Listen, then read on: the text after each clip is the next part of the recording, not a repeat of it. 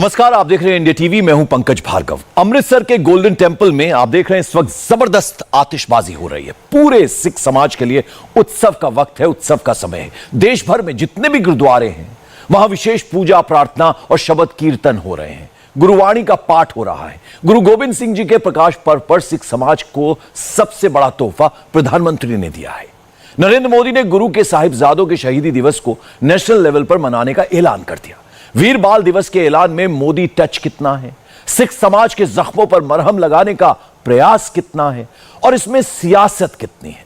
मोदी के विरोधी तरह तरह की बातें बनाते हैं, हकीकत क्या है इस रिपोर्ट में देखिए।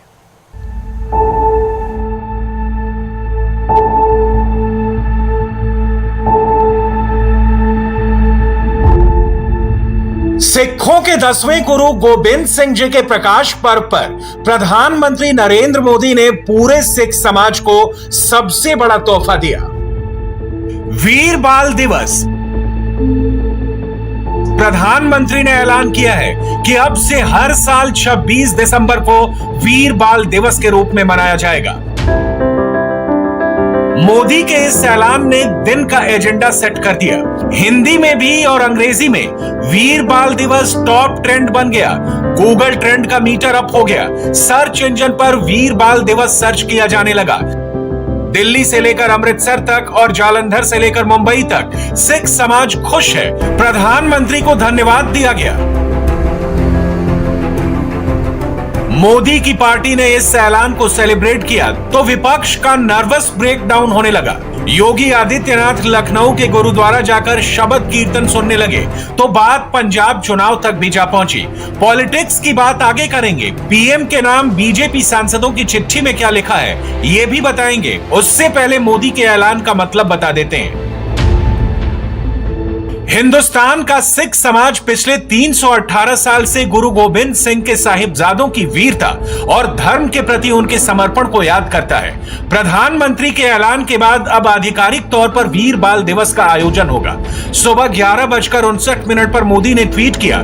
मोदी ने पहले अंग्रेजी में लिखा, फिर पंजाबी में अनुवाद करके बताया। प्रधानमंत्री ने जो लिखा उसे हम हिंदी में बता देते हैं। आज गुरु गोविंद सिंह जी के प्रकाश पर्व के पावन अवसर पर मुझे ये बताते हुए गर्व हो रहा है कि इस वर्ष से 26 दिसंबर को वीर बाल दिवस के रूप में मनाया जाएगा।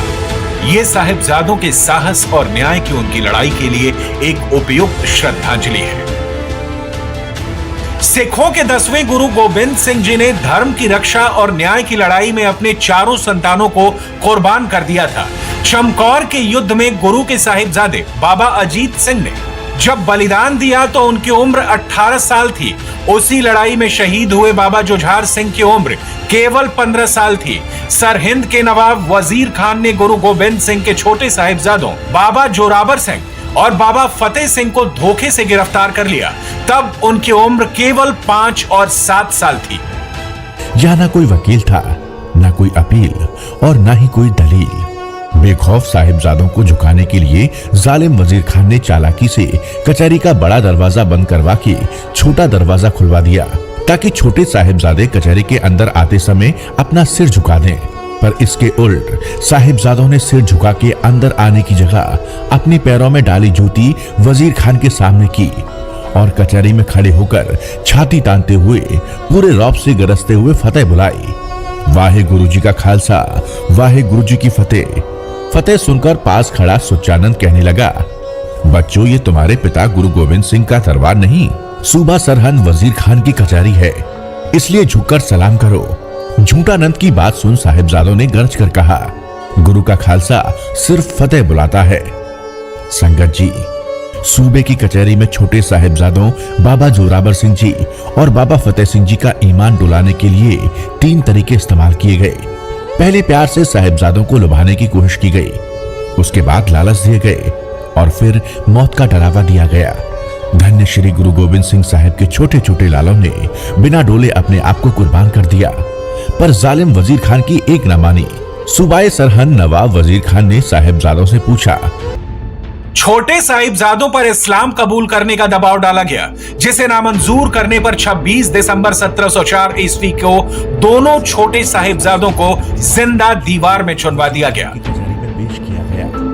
गुरु गोविंद सिंह के साहिबजादों की शहादत के दिन को वीर बाल दिवस घोषित किया जाए। इसकी मांग बीजेपी के सांसदों ने की थी। मेमोरेंडम पर 134 सांसदों के सिग्नेचर हैं। तारीख देख लीजिए, पीएम को दिए गए मेमोरेंडम पर अप्रैल 2018 की तारीख पड़ी हुई है। जो लोग मोदी के ऐलान को सियासत के चश्मे से देखते हैं, उनके पास इस बात का कोई जवाब नहीं कि अगर मोदी को सियासत ही करनी होती तो वीर बाल दिवस मनाने का ऐलान उन्होंने 2019 के चुनाव से पहले क्यों नहीं किया। नवी मुंबई के एक गुरुद्वारे में धम्मा बाबा ने इस तरह प्रधानमंत्री का शुक्रिया अदा किया।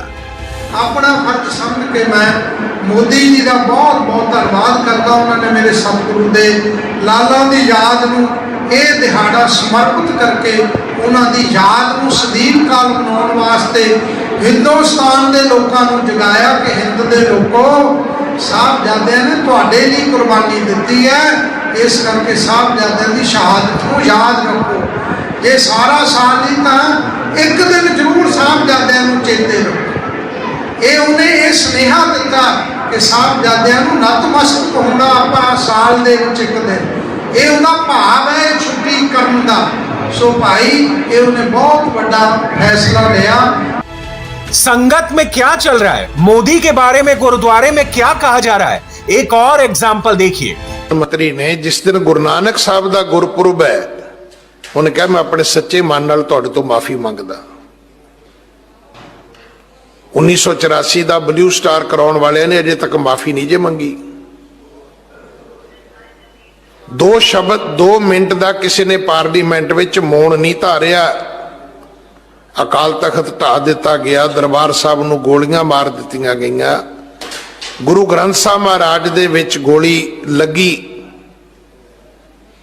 समेत जुत्तियां दे फौज हिंदुस्तान दी दरबार साहब दे विच वाड़ दित्ती। किसी ने 2 शब्द नहीं अज तक कहे, पर उस व्यक्ति नूं इस गल दा पता सी कि वड्डे गुरु दे गुरपुरब ते अगर मैं एक कानून वापस लैके कहांगा कि मैं माफी मंगदा, उन्होंने भी तुहाडे वड्डे सतगुरु दे गुरपुरब दी वड्याई पता है, सानू खुद नहीं पता। सिख समाज खुश है, मोदी के सियासी दुश्मन तो इससे जलेंगे ही। याद कीजिए, पंजाब के किसानों ने कृषि कानूनों के खिलाफ आंदोलन किया तो नरेंद्र मोदी और सिख समाज के बीच दुश्मनी कराने की कैसी कैसी कोशिश हुई, लेकिन नरेंद्र मोदी ने हमेशा गुरु के बंदों के आगे सिर झुकाया। गुरु गोविंद सिंह महाराज साहब को जब याद करते हैं तो कुछ इतिहासकार शौर्य और वीरता के पहलू को ही प्रकट करते हैं, लेकिन उनकी वीरता के साथ उनकी जो धीरता थी, धैर्य था, वो अद्भुत था।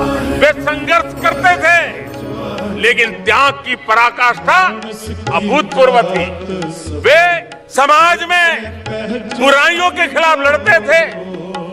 ऊंच नीच का भाव, जातिवाद का जहर, उसके खिलाफ भी लड़ाई लड़के समाज को एकता के सूत्र में बांधना, सबको समानता, इसमें कोई ऊंच नीच का भेद न हो, उसके लिए जीवन पर्यंत अपनों के बीच भी वो आग्रह पूर्वक बातों को मनवाने में अपना जीवन खपाते रहे थे। और उस कालखंड को देखें, एक तरफ भयंकर क्रूरता थी, जुल्म थे, अत्याचार थे। गुरु गोविंद सिंह महाराज का मार्ग एक तरफ क्रूरता तो दूसरी तरफ वीरता का। उन्होंने वीरता का मार्ग लिया, जन सामान्य में वीरता पैदा करने का प्रयास किया। क्रूरता का मुकाबला क्रूरता से नहीं, क्रूरता का मुकाबला वीरता से करने का संदेश गुरु गोविंद सिंह महाराज ने दिया। किसानों को आगे करके पंजाब में नफरत की आग बढ़ाने की साजिश रची गई। पंथ और मजहब के आधार पर सिख समाज को बांटने का कुचक्र रचा गया। मोदी ने हमेशा सिख समाज का हाथ पकड़ा और उनको साथ लेकर आगे बढ़े। कुछ लोग हैं जो भारत अस्थिर रहे, अशांत रहे, इसे लगातार कोशिशें कर रहे हैं। हमें इन लोगों को जानना होगा। हम ये न भूलें कि पंजाब के साथ क्या हुआ। जब बंटवारा हुआ सबसे ज्यादा भुगतना पड़ा पंजाब को। जब 84 के दंगे हुए, सबसे ज्यादा आंसू बहे पंजाब के। और हम ये न भूलें कि कुछ लोग हमारे, खास करके पंजाब के, खास करके सिख भाइयों के दिमाग में गलत चीजें भरने में लगे हैं। ये देश हर सिख के लिए गर्व करता है। देश के लिए क्या कुछ नहीं किया इन्होंने, उनका जितना हम आदर करें उतना कम है। गुरुओं की महान परंपरा को, मेरा भाग्य रहा है मुझे पंजाब की रोटी खाने का अवसर मिला है। मैं जिंदगी में बहुत महत्वपूर्ण वर्ष पंजाब में बिताए हैं, इसलिए मुझे मालूम है। और इसलिए जो भाषा उनके लिए कुछ लोग बोलते हैं, उनको गुमराह करने के जो लोग प्रयास करते हैं, इससे कभी देश का भला नहीं होगा। और इसलिए हमें इन दिशा में चिंता करने की आवश्यकता है।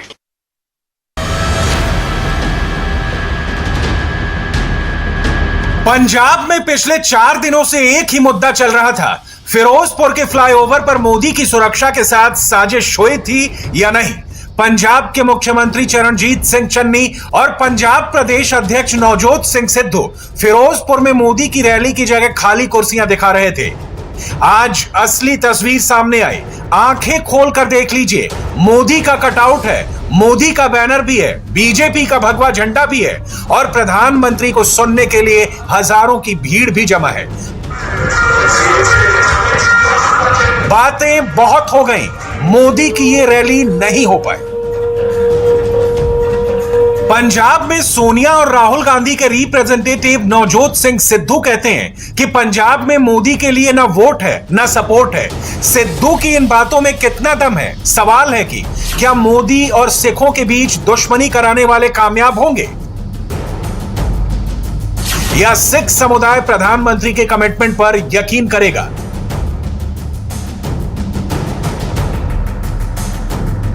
पंजाब में वोट का बैरोमीटर 14 फरवरी को ऑन होगा, रिजल्ट 10 मार्च को आएगा। उससे पहले सोशल मीडिया पर चल रहा ट्रेंड देखिए। हिंदी में हैशटैग वीर बाल दिवस पूरे भारत के टॉप 10 ट्रेंड में शामिल है। अंग्रेजी में हैशटैग वीर बाल दिवस पर 50,000 से ज्यादा ट्वीट हुए। हैशटैग गुरु गोविंद सिंह पंजाब ही नहीं दिल्ली में भी टॉप ट्रेंड है। अमृतसर और चंडीगढ़ में थैंक यू मोदी का ट्रेंड चला, बठिंडा में पटियाला में हैप्पी गुरु पर्व के साथ वीर बाल टॉप ट्रेंड में रहा। नरेंद्र मोदी ने सिखों के पहले गुरु नानक देव जी के प्रकाश पर्व के दिन किसान कानूनों की वापसी का कमिटमेंट किया और उसे पूरा भी किया। अब मोदी ने सिखों के 10वें गुरु गोविंद सिंह के प्रकाश पर्व पर वीर बाल दिवस का ऐलान किया। मोदी और सिख समाज का रिश्ता किसी का बंधक नहीं है और ना ही ये किसी गठबंधन पार्टनर का मोहताज है। ये तो सच है कि किसानों के आंदोलन में बड़ी तादाद में पंजाब के सिख किसानों ने हिस्सा लिया, लेकिन मोदी काल में सिखों के साथ अन्याय और जुल्म की बातों में रत्ती भर सच्चाई नहीं है। मोदी को सिख समाज पर गर्व है, सिख इतिहास पर गर्व है, गुरुओं की सिखाई बातों पर गर्व है। मोदी को पंजाब पर गर्व है। औरंगजेब के खिलाफ गुरु तेग बहादुर का पराक्रम और उनका बलिदान हमें सिखाता है कि आतंक और मजहबी कट्टरता से देश कैसे लड़ता है। इसी तरह 10वें गुरु गुरु गोविंद सिंह साहब, उनका जीवन भी पग पग पर तप और बलिदान का एक जीता जागता उदाहरण है। राष्ट्र के लिए, राष्ट्र के मूल विचारों के लिए 10वें गुरु ने अपना सर्वस्व न्योछावर कर दिया। उनके 2 साहिबजादों जोरावर सिंह और फतेह सिंह को आतताइयों ने दीवार में जिंदा चुनवा दिया, लेकिन गुरु गोविंद सिंह जी ने देश की आन बान और शान को झुकने नहीं दिया। चारों साहबजादों के बलिदान की याद में हम आज भी शहीदी सप्ताह मनाते हैं। याद कीजिए, दिल्ली के बॉर्डर पर जब किसानों का जुटान हो गया था, तब नरेंद्र मोदी रकाबगंज गुरुद्वारा पहुंचे थे। देश की आन बान की खातिर सर्वोच्च बलिदान करने वाले गुरु तेग बहादुर के शहीदी दिवस पर मोदी ने गुरुद्वारे जाकर शीश झुकाया था। प्रधानमंत्री जब रकाबगंज गुरुद्वारे पहुंचे थे, उस दौरान ना ही कोई पुलिस बंदोबस्त किया गया था, ना ही ट्रैफिक रोका गया था। सुबह सुबह एक आम आदमी की तरह गुरुद्वारे पहुंचना और पैदल चलकर गुरु के आगे मत्था टेकना, ये काम नरेंद्र मोदी ने किया।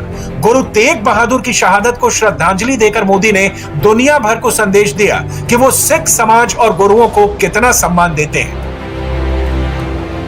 कोरोना की दूसरी लहर जब पीक पर थी, तब भी मोदी गुरु के दरवाजे पहुंचे। नरेंद्र मोदी ने दिल्ली के शीशगंज गुरुद्वारा जाकर गुरु तेग बहादुर के 400वें प्रकाश पर्व में हिस्सा लिया।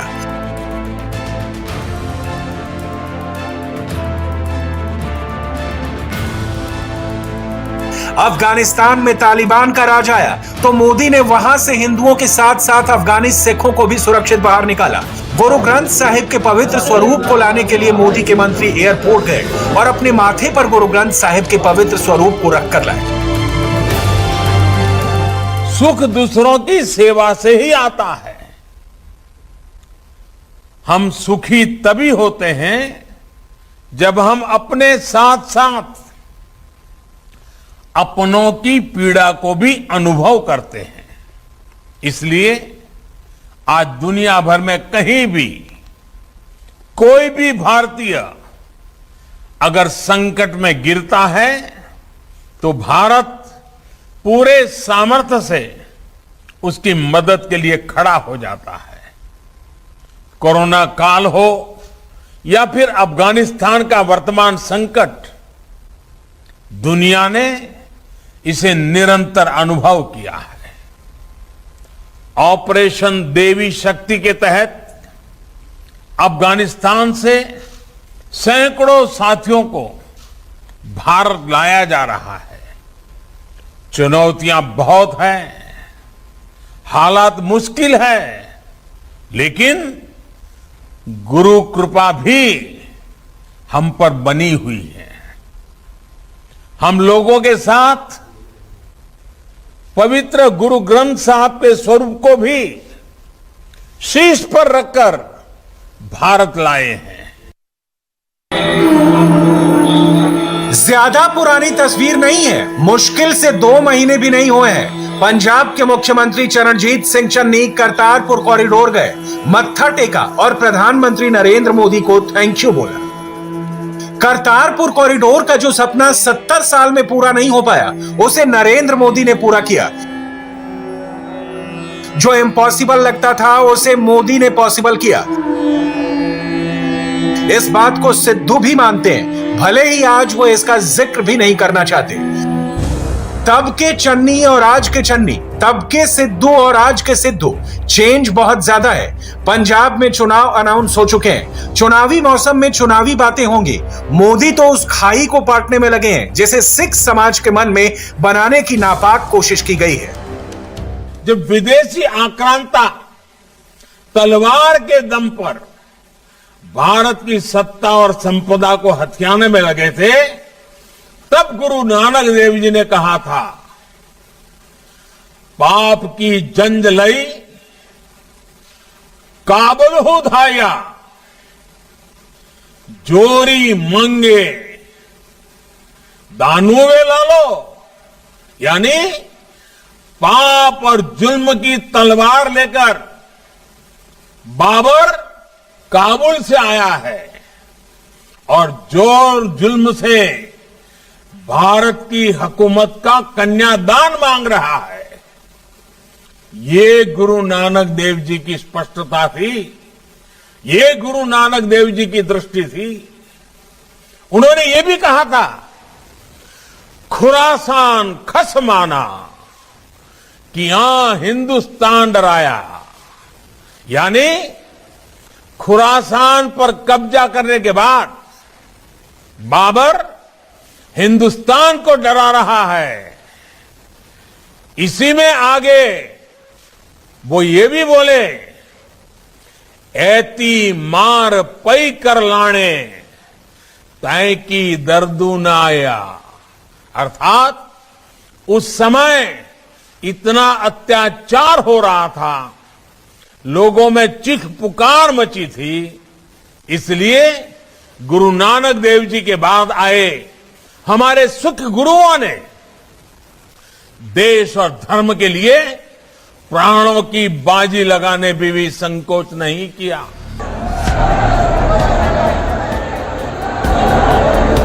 छब्बीस जनवरी को लाल किले पर हुई ये हिंसा याद है आपको? कुछ घंटों के लिए दिल्ली में ऐसा माहौल बनाया गया जैसे सिख कोई दुश्मन कौम बन गई हो। उस दिन अगर सरकार ने फोर्स इस्तेमाल कर ली होती, अगर एक भी गोली चल गई होती तो कितना बड़ा नुकसान हो जाता। भरोसे का धागा टूटता तो हिंदुस्तान को सदियों तक दर्द झेलना पड़ता।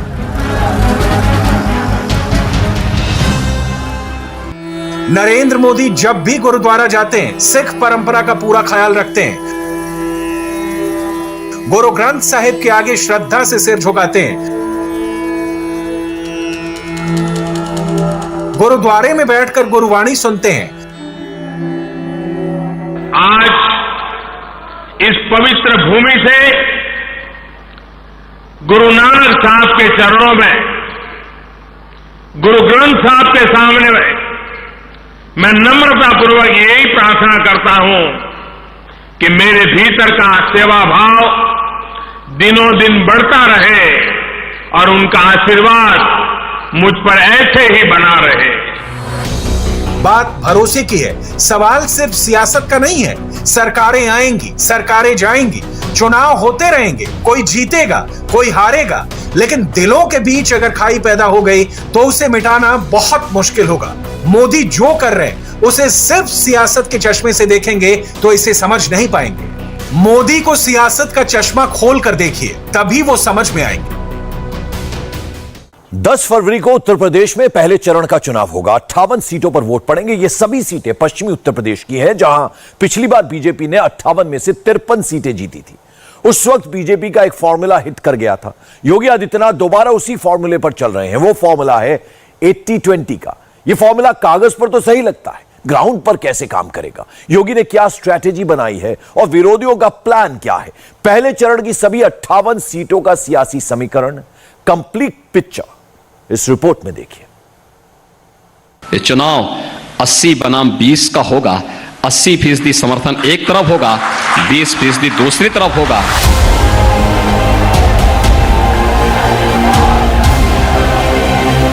क्या यूपी चुनाव में 80% बनाम 20% की लड़ाई है? क्या यूपी में 80% हिंदू बनाम 20% मुसलमान होने वाला है? पश्चिमी उत्तर प्रदेश का तो टेम्पलेट यही है। 10 फरवरी को पहले चरण का आगाज भी पश्चिम उत्तर प्रदेश की 58 सीटों से हो रहा है। इसलिए योगी आदित्यनाथ की बातों का बड़ा सियासी मतलब है, क्योंकि ये वही इलाका है जहां 2014 लोकसभा चुनाव, 2017 विधानसभा चुनाव, 2019 लोकसभा चुनाव में ध्रुवीकरण हुआ था। जाट और मुस्लिमों का गठजोड़ टूटा था, जिसका सीधा फायदा बीजेपी को मिला था।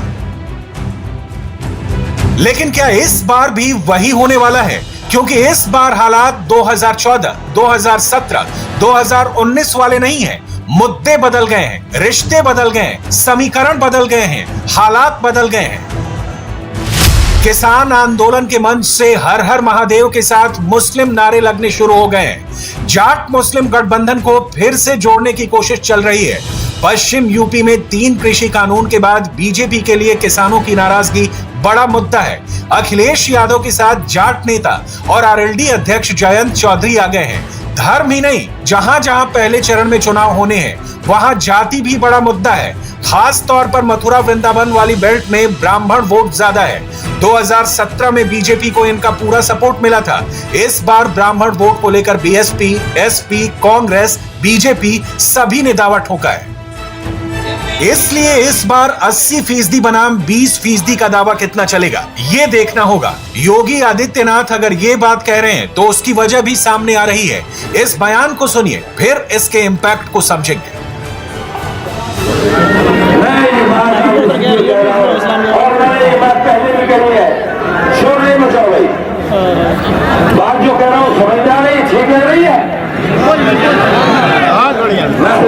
को ये बता देना चाहता हूँ, मैं अपने आम हिंदू भाई को ये बता देना चाहता हूँ कि रोज कुरान की जो हुर्मती होती है हम सब्र करते हैं, रोज रसूल आजम की शान में गुस्ताखी होती है हम सब्र करते हैं, खून के आंसू रो रहे हैं, खून के घूंट पी रहे हैं, उससे चिलमिला रहे हैं, सब्र कर रहे हैं। हमारी बहन बेटियों की इज्जत और आबरू से खिलवाड़ किया जाता है, हमारी बहन बेटियों को कहा जाता है अपने नौजवानों से कि इनकी बेटियों को मर लाओ, बहकाओ, भगा कर लाओ।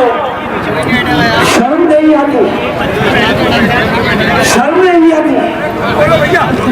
खून के आंसू होते हैं, हम खून का घूंट पी के रह जाते हैं क्योंकि हम अपने मुल्क में अमन और मान चाहते हैं, लेकिन अब हमारे सब्र का पैमाना टूट चुका है, अब सब्र का पैमाना टूट चुका है। अगर इनका तारुफ नहीं जानते तो आज जान लीजिए। ऑल इंडिया इत्तेहादे मिल्लत काउंसिल IMC के अध्यक्ष हैं। ये संगठन तौकीर रजा का ही है। बरेली में इनका प्रोग्राम था। खुद को मजहबी नेता बताते हैं, लेकिन इनका इतिहास राजनीतिक रहा है। समाजवादी पार्टी की सरकार में तौकीर रजा को राज्य मंत्री का दर्जा मिला हुआ था और ये धमकी इन्होंने 6-7 हजार मुसलमानों के सामने दी थी। और जब योगी आदित्यनाथ ये कहते हैं कि ये चुनाव 80% बनाम 20% होगा, तो उसकी वजह क्या है आप समझ सकते हैं। मेरी प्रतिबद्धता प्रदेश की 25 करोड़ जनता है। बिना भेदभाव के कानून का शासन उनके लिए स्थापित करना है और हम लोग उन लक्ष्यों को लेकर के चल रहे हैं, बढ़ रहे हैं।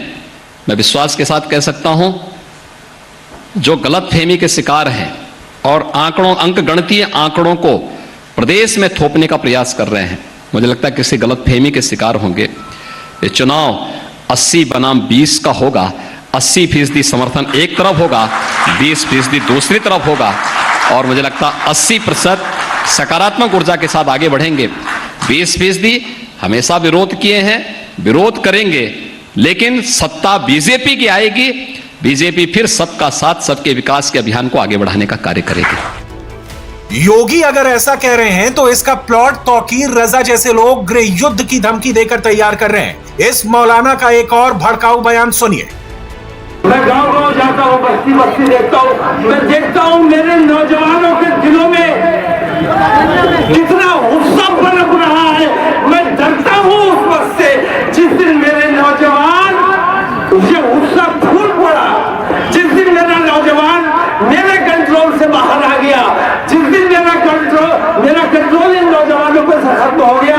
मुझसे बहुत लोग कहते हैं ये तुम तो बुज़दिल हो गए, तुम तो कुछ करना ही नहीं चाहते, लेकिन मैं कहता हूँ तो पहले मैं मरूंगा, बाद में तुम्हारा नंबर आएगा। डर लगता है अपने हिंदू भाइयों से, खास तौर से कह रहा हूं, मुझे उस वक्त से डर लगता है जिस दिन मेरा ये नौजवान कानून अपने हाथ में ले लेगा। वीडियो हो गई कंप्लीट हो गई। जिस दिन ये नौजवान ये कानून हो गया और कानून अपने हाथ में लेने पर मजबूर हो गया, तो तुम्हें हिंदुस्तान में कहीं पनाह नहीं मिलेगी। तौकीर रजा ने जो आग लगाई उसका रिएक्शन भी कुछ इस तरह है। उन्नाव के सांसद साक्षी महाराज को सुनिए, समझ जाएंगे कि 80% और 20% की बात क्यों हो रही है। धर्म सांसद में मौलाना तौकीर रजा ने मुस्लिम की उपेक्षा को लेकर गृह युद्ध की धमकी दी है, क्या कहेंगे? 2012 में सपा के सरकार में तौकीर रजा दर्जा प्राप्त मंत्री भी रहे हैं। बहुत ही दुर्भाग्य की बात है कि समाजवादी पार्टी में दर्जा प्राप्त मंत्री रहे तौकीर रजा मुस्लिम धर्म संसद में घोषणा करते हैं कि हिंदुस्तान में गृह युद्ध करेंगे। मैं बहुत शालीनता से ये निवेदन करना चाहता हूं कि मोनी बाबा हिंदुस्तान के प्रधानमंत्री नहीं हैं। 56 इंच के सीना वाले मोदी जी प्रधानमंत्री हैं, माननीय अमित शाह जी गृह मंत्री हैं, और उन्हें याद रहे कि उत्तर प्रदेश में बुलडोजर नरेश योगी आदित्यनाथ मुख्यमंत्री हैं। गृह युद्ध करने वालों को 50 हाथ गड्ढा खोल के दफना दिया जाएगा। इस हिंदुस्तान में गृह युद्ध करने की किसी को इजाजत नहीं दी जा सकती। पहले चरण में पश्चिमी उत्तर प्रदेश की जिन 58 सीटों पर चुनाव होना है, जरा उसका डेटा भी जान लीजिए। 2017 के विधानसभा चुनाव में 58 सीटों में से बीजेपी को 53, बीएसपी एसपी को 2 और आरएलडी को 1 सीट मिली थी। और बीजेपी इस बार भी चाहेगी कि 2017 वाला ही करिश्मा फिर से दिखाएं। इसलिए योगी सबका साथ सबका विकास की बात तो करते हैं, साथ ही अपने कोर वोटर और हिंदू की बात जरूर करते हैं और खुलकर करते हैं। हम लोग जब सरकार में आए थे 2017 में, तो हम लोगों ने एक चीज उस दिन तय कर ली थी कि हमारी सरकार प्रधानमंत्री मोदी जी के सबका साथ सबके विकास के मंत्र को अंगीकार करते हुए कार्य करेगी। हमने विकास की योजनाओं को सबको दिया, योजनाओं का लाभ सबको दिया, विकास सबका किया, लेकिन तुष्टीकरण किसी का नहीं किया। और अगर कोई इसे हमारी कमजोरी मानता है तो ये कमजोरी हमेशा हमारे साथ रहेगी, क्योंकि राष्ट्रवाद हम सबका संस्कार है। अपने इस राष्ट्रवाद के मुद्दे से हम लोग कभी भी विचलित नहीं होंगे। दूसरा, कोई भारत विरोधी तत्व और कोई हिंदू विरोधी तत्व कैसे स्वीकार कर लेगा मोदी जी को और योगी जी को? कभी नहीं स्वीकार करेगा। मैं अपनी गर्दन काट करके तस्तरी में उसके सामने प्रस्तुत कर दूं तो भी वह मुझे कोसेगा ही। मुझ पर विश्वास उसको नहीं करना है, ना पहले करता था, ना आगे उसको करना है, और ना ऐसे तत्वों की हम परवाह करते हैं। बीजेपी अपने काम और विकास की बात भले ही कर रही है, लेकिन इस बार चुनौती अलग है, क्योंकि इस बार हिंदुओं में ब्राह्मणों का नाराज होना भी बीजेपी के लिए मुद्दा है और विपक्ष इसे छोड़ना नहीं चाहता है। और अगर योगी 80-20 की बात कर रहे हैं तो हर तरफ से वो पुख्ता हो जाना चाहते हैं। ब्राह्मण वोट की पावर बस इसी से समझ लीजिए। सूबे के 62 जिलों में 8% से ज्यादा ब्राह्मण हैं, जिनमें 31 जिलों में 12% से ज्यादा ब्राह्मण वोट। इस बार पहले चरण में होने वाले चुनाव में मथुरा, वृंदावन, गोवर्धन और आगरा के कई इलाकों में ऐसी सीटें हैं जहां ब्राह्मण वोट मायने रखता है। ये बात बीजेपी, एसपी, बीएसपी सभी समझते हैं। सच तो ये है कि यूपी में धर्म और जाति का सॉलिड इक्वेशन जिसने बना लिया वो बाजी जीत गया, और इसलिए अखिलेश यादव अपने सपने का जिक्र करते हैं जिसमें हर रोज भगवान कृष्ण आते हैं। अखिलेश सपना जीत का देखते हैं जो बीजेपी की बेचैनी बढ़ा देता है। सपा सुप्रीमो श्री अखिलेश यादव जी पिछले 4-5 दिन से भगवान श्री कृष्ण के सपने को सुना रहे हैं कि हमारी सपा की सरकार आ रही है। और अभी उन्होंने ये कहा कि जहाँ जहाँ से श्री मुलायम सिंह जी इलेक्शन लड़े हैं वहाँ की किसी भी सीट से हम चुनाव लड़ सकते हैं।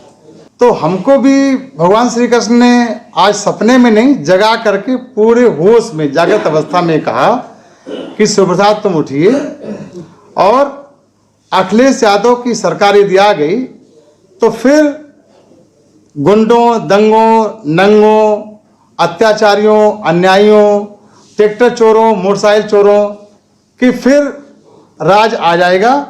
इसलिए आप उसको रोकने के लिए अखिलेश जी के खिलाफ चुनाव लड़ने की घोषणा करें। मथुरा बेल्ट में चुनाव 10 फरवरी को होना है, पहला चरण है। और यहाँ मुद्दा क्या है? क्या 80% बनाम 20% होने वाला है? संवाददाता पवन नारा ने समझने की कोशिश की। पंडित जी, हम आपसे सवाल जानना चाहते हैं, मथुरा में क्या चल रहा है? मथुरा में सही चल रहा है। अच्छा, हाँ, विकास योगी जी सरकार सही के चला रहे हैं। विकास चाहिए सबको, विकास चाहिए। जी जी। मैंने आपको पंडित जी कहा, क्या पंडित जी नाराज चल रहे हैं? नहीं नहीं नहीं, कोई नाराज नहीं है हमारे यहाँ, तो कोई नाराज है नहीं। अब जो तो एक आध दो हो ही जाता है, उसमें कोई फर्क नहीं पड़ता। तो आपको मैं पंडित जी कहूँ, ठाकुर जी कहूँ, क्या कहूँ? ठाकुर कहूँ। अच्छा, ठाकुरों का गांव है ये? तो ब्राह्मण है। अच्छा, ठाकुर और ब्राह्मण है। हाँ, ज्यादा इसमें। तो जो यूपी की राजनीति की चर्चा कहते हैं कि वो कह रहे हैं कि ठाकुरों का राज है, ब्राह्मण नाराज हैं।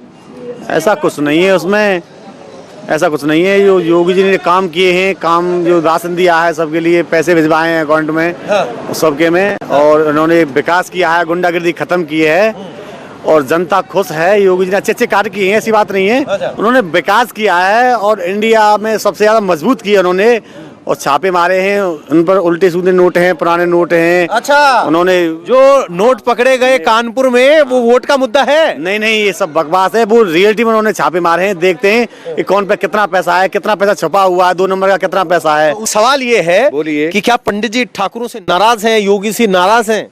नहीं, इनको होना तो नहीं चाहिए, इनको नाराज होना तो नहीं चाहिए।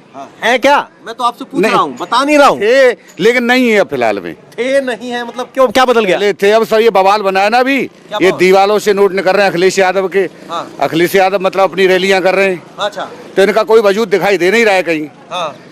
इसी को देखते हुए जनता समझ गई है भाई ये तो अपने ब्राह्मण लोग हैं, कोई बात नहीं है, घर की इसी बात है, पर लेकिन ये हारना चाहिए, ये हारना चाहिए। अखिलेश यादव हारना चाहिए। हाँ, उसको सपने में आकर के बोल रहे थे, बोले मुझे को कृष्ण भगवान कह गए कि मेरी सरकार बनेगी और मेरा चुनाव होने वाला है, मैं जीतूंगा। मथुरा के गांव में पवन नारा घूमते रहे, लोगों से मिलते रहे। योगी कह रहे हैं 80 और 20 का मसला है। इस पर मथुरा का मुसलमान क्या कहता है वो सुनिए। कारण उनका कार्य बढ़िया है। कार्य बढ़िया है, खुद की मेहनत। क्या नाम हुआ सर? हमारा जाकिर खान है। जाकिर खान साहब, यूपी में मुकाबले में 3 तरफा मुकाबला है, 2 तरफा मुकाबला है, 1 तरफा, क्या मामला है? हमारे मुकाबले में तो खाली समाजवादी पार्टी है। अच्छा, हाँ जी। आपके मुकाबले में समाजवादी पार्टी, तो आप किसके साथ? हम तो समाजवादी पार्टी के साथ है, अखिलेश के साथ। अखिलेश के साथ है। हाँ जी। तो अखिलेश का जो आरएलडी का गठबंधन हुआ है, क्या वो सफल रहेगा पश्चिम उत्तर प्रदेश में? बिल्कुल सफल रहेगा सर। अच्छा, हाँ जी। मकसद क्या है, योगी को हटाना? मकसद योगी को नहीं हटाना नहीं है, ये है कि बेरोजगारी जो जितनी जगह यहाँ छात्र हैं, जितने बालक हैं जो मेहनत कर रहे हैं, जो 2-3 साल है गई बिन्ने आज तक नौकरी नहीं है। चुनाव का ऐलान हो गया है, वोटर्स ने भी मन बना लिया है और योगी आदित्यनाथ 80% बनाम 20% की बात कहकर पहले चरण के चुनाव को कांटे का जरूर बना दिया है। इंडिया टीवी हर वक्त हर जगह डाउनलोड करने के लिए सर्च करें India TV news Google play store या ऐप स्टोर पर।